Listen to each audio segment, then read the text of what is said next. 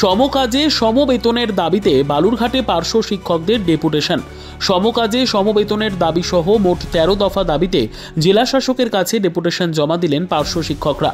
দক্ষিণ দিনাজপুরের বঞ্চিত পার্শ্ব শিক্ষক সমন্বয় সমিতির উদ্যোগে এই কর্মসূচি হলো বালুরঘাট মিউজিয়ামের সামনে।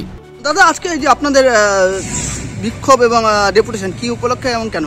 আচ্ছা, আমরা পশ্চিমবঙ্গের পার্শ্ব শিক্ষক বঞ্চিত এই ফোরাম বা এই মঞ্চ সারা রাজ্যব্যাপী আজকের তারিখ 27 তারিখ আমরা সারা রাজ্যব্যাপী একসঙ্গে প্রত্যেকটা জেলাতে মাননীয় জেলা শাসক এবং আমাদের যে অভিভাবক মাননীয় ডিও কাছে আমরা স্মারকলিপি প্রদান করছি যে দীর্ঘ 21 বছর ধরে আমরা এই সমগ্র শিক্ষা মিশন যে মহান প্রকল্প ভারত সরকারের সেখানে কাজ করার পরেও আমরা আমাদের বেতন খুবই যৎসামান্য পাই। সেখানে আমাদের সংসার চলে না, সেখানে আমাদের এই দ্রব্যমূল্য বৃদ্ধি বাজারে আমাদের পরিবার নিয়ে আমরা চলতে পারছি না। আমাদের অজস্র প্যারা টিচার যারা বিনা চিকিৎসা মারা গেছেন, তাদের সংসার আসতে চলছে না।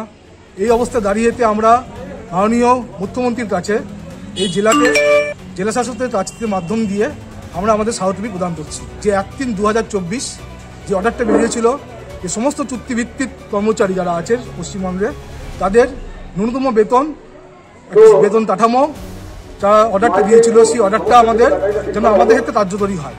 এবং সেইখানে দাঁড়িয়ে আমাদের শুধু এটা নয়, আমাদের দিদিমণিরা CCL পায় না, আমাদের অনেকে টেট পাস করে আছে, সে টেট পাস করেও তারা চাকরি পায়নি, সে যা দাঁড়িয়ে চাকরি পেতে পারে। এই দাবি নিয়ে আজকে আমরা আমাদের এই স্মারকলিপি প্রদান করছি। আপনার নাম আর ডেজিগনেশন? আমি হচ্ছে অবনীন্দ্র রায়, আমি দক্ষিণ দিনাজপুর জেলার বঞ্চিত পার্শ্ব শিক্ষক সমিতির অন্যতম সদস্য।